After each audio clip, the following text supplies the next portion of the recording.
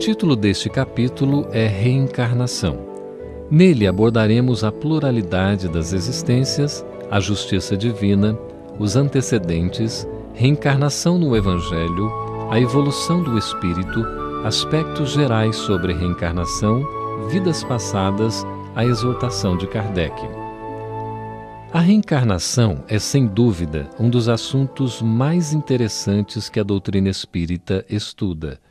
Estudemos, então, as noções que os próprios espíritos nos revelam sobre a pluralidade das existências. Reencarnação quer dizer ressurreição na carne, ou seja, o renascimento do espírito no plano físico. Allan Kardec, na questão 166 de O Livro dos Espíritos, pergunta: como pode a alma, que não alcançou a perfeição durante a vida corpórea, acabar de depurar-se? E os espíritos respondem: sofrendo a prova de uma nova existência. Allan Kardec volta a perguntar: a alma passa então por muitas existências corpóreas? Sim, todos contamos muitas existências.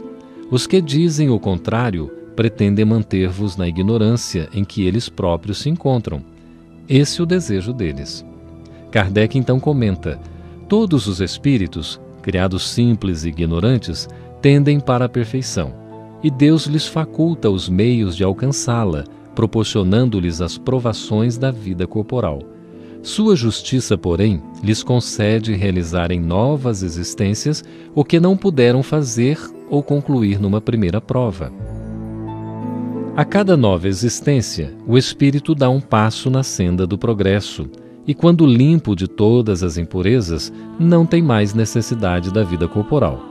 O número das encarnações para todos os espíritos é ilimitado, tantas vezes quantas sejam necessárias, sendo menor naquele que progride mais depressa. Neste quadro podemos ver as três principais finalidades da reencarnação. A primeira é a reparação. Se praticarmos o mal, teremos de arcar com as consequências. Por isso a reencarnação funciona como resgate e corretivo para o espírito culpado. A segunda é a aprendizagem. Com as numerosas experiências que a vida nos proporciona na Terra, educaremos os nossos sentimentos e o nosso coração para cumprirmos o mandamento: amar a Deus sobre todas as coisas e amar ao próximo como a si mesmo. A aprendizagem na Terra nos dá também a oportunidade de instruir nosso espírito, enriquecendo-o de sabedoria. E a terceira é a elevação. À medida que vamos educando nosso amor e adquirindo sabedoria, simultaneamente nos capacitamos para habitar planos superiores. Em síntese, podemos afirmar que o objetivo da reencarnação é a expiação e o melhoramento progressivo da humanidade. Estudemos agora um pouco sobre a justiça divina.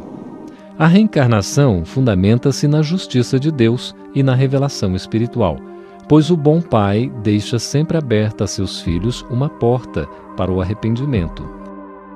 De fato, a doutrina da reencarnação é a única que corresponde à ideia que formamos da justiça de Deus para com os homens, a única que pode explicar o futuro e firmar as nossas esperanças.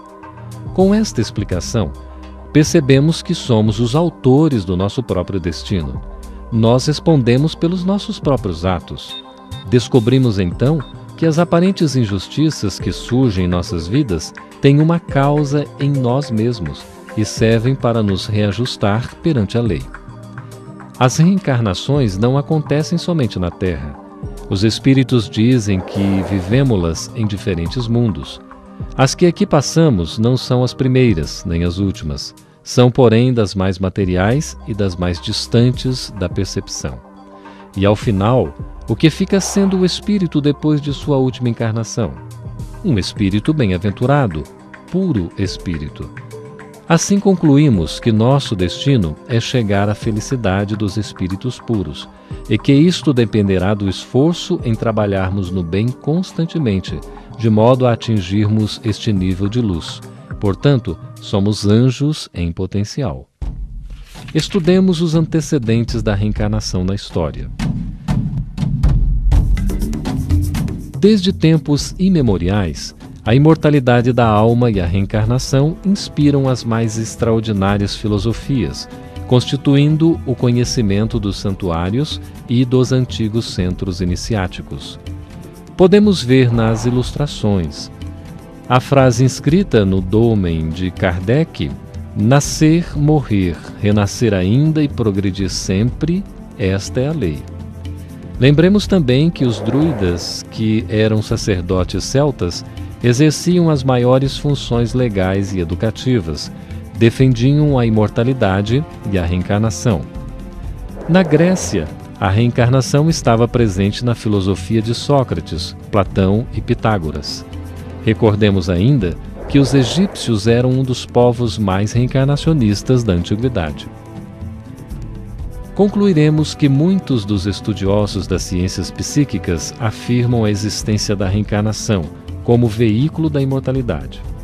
Teosofistas, martinistas, rosacruzes, esoteristas, templários, ocultistas em geral, abraçam os postulados que Allan Kardec, o missionário leonês, esclareceu e divulgou, colocando para o homem a sua responsabilidade na construção de sua própria felicidade. Mas por que no Ocidente a ideia da reencarnação não prevaleceu, se muitos povos a admitiam? Analisemos esta questão com um pouco mais de detalhes. Orígenes, considerado o pai da ciência da Igreja e o maior mestre da Igreja depois dos apóstolos, nos seus ensinamentos manifestava: existe a pré-existência das almas. A alma é imaterial e, portanto, não há nem princípio nem fim na sua existência. As predições dos evangelhos não foram feitas com a intenção de uma interpretação literal. Existe um progresso constante rumo à evolução, sendo nos primeiros como copos de barro, logo de vidro, logo de prata, finalmente como cálice de ouro. Todos os espíritos foram criados sem culpa e todos têm que retornar ao fim, sua perfeição original. A educação das almas continua em mundos sucessivos. Há inumeráveis mundos que se seguem uns aos outros durante eternas eras. Não será isto mais conforme a razão? Que cada alma, por certas razões misteriosas, seja introduzida num corpo conforme seus méritos e ações anteriores? As ideias de Orígenes eram da Igreja cristã primitiva do século III, pregando a reencarnação, a imortalidade da alma, o progresso constante em essência, conceitos iguais aos fundamentos espíritas de hoje em dia. Mas o que aconteceu? É necessário estudarmos o Segundo Concílio de Constantinopla, de 553 d.C. Até a metade do século VI, a reencarnação fazia parte do cristianismo. Depois do Segundo Concílio de Constantinopla, atual Istambul, Turquia, por experiências do Império Bizantino, foi abolida, sendo substituída pela ressurreição. Por petição de Teodora, esposa do imperador Justiniano, partidária da escravidão e das ideias preconcebidas, temerosa de retornar ao mundo na pele de escrava negra, desencadeou uma forte pressão sobre o Papa da época, Virgílio, para quem os desejos de Teodora eram lei. Assim, o concílio decidiu eliminar todo o pensamento de Orígenes de Alexandria, conforme se lê em latim. Se alguém diz ou pensa que as almas dos homens pré-existem e que têm sido anteriormente espíritos e virtudes e que foram enviadas em corpos como castigo, que sejam declarados anátemas. Então, a partir do ano de 553, boa parte dos cristãos que eram reencarnacionistas passariam a deixar de ser. Na Índia, encontramos a reencarnação ou transmigração das almas explícita no livro Bhagavad Gita, nos diálogos e lições do mestre espiritual Krishna ao seu discípulo Arjuna. Leonardo da Vinci, o famoso renascentista italiano, afirmava: leia-me, ó leitor, se em mim encontras deleite, porque raras vezes retornarei de novo a este mundo. O caminho da vida budista oferece preceitos para o bem-estar ético e espiritual de cada indivíduo e os exorta a ter compaixão por qualquer que seja a forma de vida. Como reencarnacionistas, os budistas devem aceitar a responsabilidade em que exercem sua liberdade, já que as consequências da ação podem ser vistas em vidas posteriores. No Evangelho, a reencarnação formava parte dos dogmas judaicos sob o nome de ressurreição. Jesus foi o ser que ensinou a reencarnação com maior contundência de todos os tempos. Todo o Evangelho predica a ressurreição, tanto da carne como a do espírito. A ressurreição na carne deve-se entender como reencarnação. Lembremos o diálogo com Nicodemos. Em verdade, digo-te, ninguém pode ver o reino de Deus se não nascer de novo. Disse-lhe Nicodemos: como pode nascer um homem já velho? Pode tornar a entrar no ventre de sua mãe para nascer uma segunda vez? Retorquiu-lhe Jesus: se um homem não renasce da água e do Espírito, não pode entrar no reino de Deus. Não te admires de que eu te haja dito ser preciso que nasças de novo. Quando fala de renascer da água e do Espírito, Jesus refere-se à reencarnação. Se um homem não renasce da água, é evidente que não teria um corpo físico, já que o corpo humano é aproximadamente 70% água. Esta interpretação está adicionalmente justificada com estas palavras: o que é nascido da carne, carne é; o que é nascido do Espírito, Espírito é. Jesus aqui faz uma distinção positiva entre o espírito e o corpo. O que é nascido da carne, carne é. Indica claramente que o corpo somente procede do corpo e que o espírito é independente do corpo. Allan Kardec explica que na antiguidade havia a crença de que a água era o elemento gerador absoluto. A água era o símbolo da natureza material, como o espírito era o da natureza inteligente. Não quer dizer, portanto, que se referia à água do batismo. Há outra passagem no Evangelho referente à reencarnação. Lembremos do episódio em que Jesus assevera que João Batista, no desenho aqui da esquerda, é a reencarnação de Elias, que está no desenho da direita. Seus discípulos então o interrogaram desta forma: por que dizem os escribas ser preciso que antes volte Elias? Jesus lhes respondeu: Elias há de vir e restabelecer todas as coisas.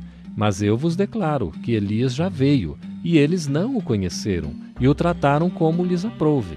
Então seus discípulos compreenderam que fora de João Batista que ele falara. Isso está em São Mateus, capítulo 17, versículos 10 a 13, e em São Marcos, no capítulo 9, versículos 11 a 13. Tratemos agora do assunto evolução. Os espíritos nos dizem que tudo se encadeia na natureza, desde o átomo primitivo até o arcanjo, que por sua vez iniciou como átomo. A vida do espírito em seu conjunto apresenta as mesmas fases que observamos na vida corporal. Ele passa gradualmente do estado de embrião ao de infância, para chegar, percorrendo sucessivos períodos, ao de adulto, que é o da perfeição. Há vários aspectos ainda a considerar. Há diversas dúvidas sobre a reencarnação. Por exemplo, podemos reencarnar como um animal? Os espíritos dizem, isso seria retrogradar, e o espírito não retrograda. O rio não remonta à sua nascente. Vamos ver também que as reencarnações se realizam em diferentes mundos. A terrestre não é a primeira nem a última, mas sim uma das mais materiais e distantes da perfeição. Que os espíritos reencarnam como homens e mulheres, já que o espírito não tem sexo. Interessante é saber que, em alguns casos, a reencarnação é imposta como um aprendizado necessário, como quando se leva uma criancinha para a escola. Já em outros casos, os espíritos escolhem as provas, quer dizer, saúde, família, condições, época, etc. Chamamos de espíritos errantes aos que estão esperando uma nova existência para melhorar-se. Os espíritos revelaram que a reencarnação não destrói os laços de família. Ela os distende, não os destrói. Fundamenta-se o parentesco em afeições anteriores. Menos precários são os laços existentes entre os membros de uma mesma família. A reencarnação amplia os deveres da fraternidade. porquanto no vosso vizinho ou no vosso servo pode-se achar um espírito a quem tenhais estado presos pelos laços da consanguinidade. Agora vamos falar da lei de causa e efeito, o karma. A palavra karma provém do sânscrito hindu e quer dizer ação. Quer dizer que tudo o que se faz equivale a dizer karma. Allan Kardec preferiu chamar de lei de causa e efeito e pautou que os atos positivos, caritativos e benevolentes reparam ações delituosas do passado. Com a lei de causa e efeito, são explicados centenas de casos como os de síndrome de Down, deformações físicas, acidentes, abandono, esterilidade, homossexualismo, doenças incuráveis, miséria, loucura, etc. Outra informação interessante que os espíritos trazem é que o momento que a alma se une ao corpo começa na concepção, mas só é completa por ocasião do nascimento. Por tal motivo, o aborto é um atentado à vida do espírito que está em processo de reencarnação. Nestas ilustrações, podemos ver algumas sentenças, como: a encarnação dos espíritos se dá sempre na espécie humana. O espírito conhece o gênero das provas a que se submete ao reencarnar, mas não sabe se sucumbirá. E assim como para o espírito a morte do corpo é uma espécie de renascimento, a reencarnação é uma espécie de morte, ou antes de exílio, de clausura. Estudemos agora um pouco sobre um assunto muito interessante: vidas passadas. Existem meios de provar a reencarnação? A lembrança de vidas passadas, pesquisada por grandes psiquiatras, psicólogos e pesquisadores da matéria, é um dos métodos mais completos de provar a reencarnação. Existem diversos pesquisadores, como o Dr. Ian Stevenson, da Universidade de Virgínia, nos Estados Unidos. O psiquiatra e pesquisador da reencarnação reuniu mais de 3.000 casos por todas as partes do mundo, de crianças que lembram as suas vidas passadas. E o Dr. Brian Weiss, médico diplomado pela Universidade Yale, como especialização em psiquiatria na Universidade de Colômbia, é o autor do livro Muitas Vidas, Muitos Mestres, onde relata as suas experiências com Catherine, a quem depois de 1 ano de tratamento convencional não conseguiu a cura. Weiss, valendo-se da hipnose, fez que retrocedesse à origem de seus problemas, e ela diz que se chamava Aronda e que morou no Egito, morta 18 séculos antes de Cristo. Cabe destacar, entre outros tantos pesquisadores, o Dr. Banerjee, na Índia, como os casos de experiências de memória extracerebral. Allan Kardec pergunta aos espíritos: por que perde o espírito encarnado a lembrança do seu passado? E eles responderam: não pode o homem nem deve saber tudo. Deus assim o quer em sua sabedoria. Sem o véu que lhe oculta certas coisas, ficaria ofuscado, como quem, sem transição, saísse do escuro para o claro. Esquecido do seu passado, ele é mais senhor de si. De fato, não temos lembrança exata do que fomos no passado, mas temos uma intuição, e as nossas tendências instintivas são uma reminiscência do passado. Por isso, as terapias regressivas, ou TVP, terapias de vidas passadas, devem ser realizadas por profissionais da área de saúde. Devem ser justificadas por traumas ou conflitos concretos. Têm efeitos terapêuticos positivos em neuroses, fobias, manias, complexos, traumas e tiques nervosos que podem ser revelados em estado de hipnose. Por fim, chegamos ao término deste capítulo, com a exortação elaborada por Allan Kardec. Diante de perguntas como: por que mostra a alma aptidões tão diversas e independentes das ideias que a educação lhe fez adquirir?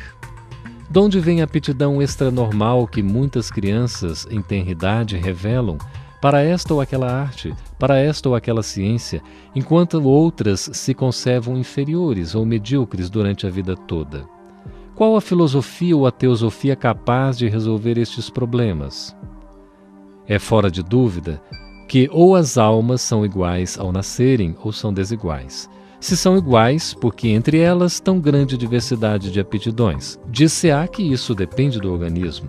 Mas então achamo-nos em presença da mais monstruosa e imoral das doutrinas. O homem seria simples máquina, joguete da matéria. Deixaria de ter a responsabilidade dos seus atos, pois que poderia atribuir tudo às suas imperfeições físicas. Se as almas são desiguais, é que Deus as criou assim. Nesse caso, porém, por que a inata superioridade concedida a algumas? Corresponderá essa parcialidade à justiça de Deus e ao amor que Ele consagra igualmente a todas as suas criaturas?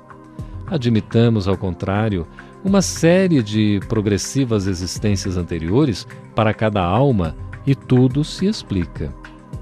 Consequências da prática da mediunidade.